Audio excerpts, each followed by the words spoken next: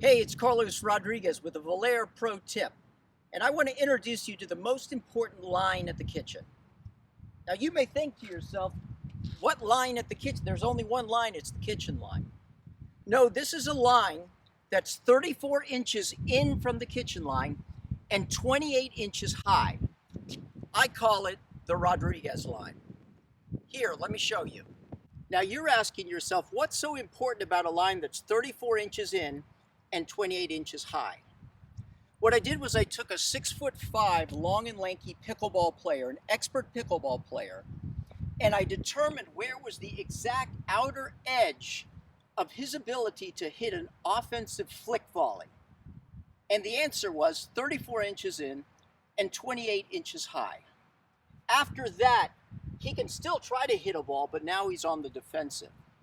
In other words, 99.99% of the pickleball population cannot hit an offensive ball if it goes below this line.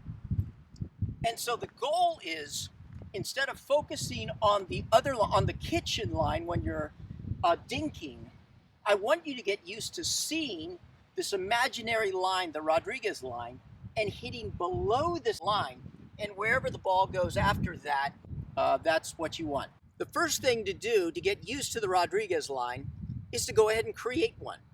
It's very simple.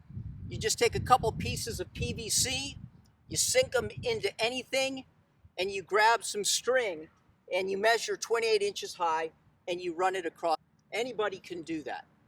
And then you start practicing with this line. In fact, make 2 of them, and with your opponent, you start practicing.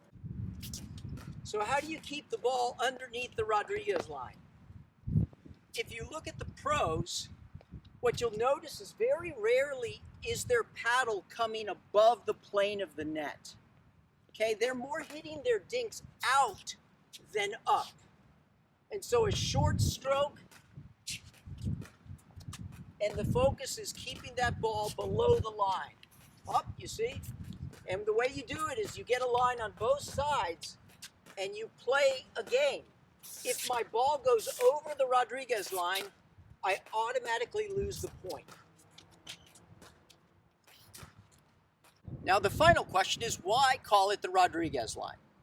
And the answer is because I discovered it, right? When you discover something, you get to name it. That's the way it works. Think about the planets, for instance. Do you know how the planet Mercury was named? It was named after Freddie Mercury, the lead singer of Queen. In addition to being a great singer, Freddie was an avid astronomer.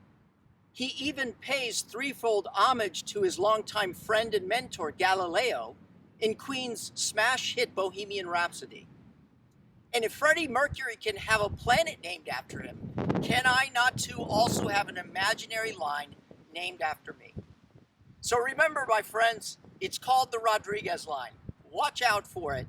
And if you like this video and want to help me name this line, spread it throughout the 4 winds of Pickleball Haven so people will know that it is called the Rodriguez line.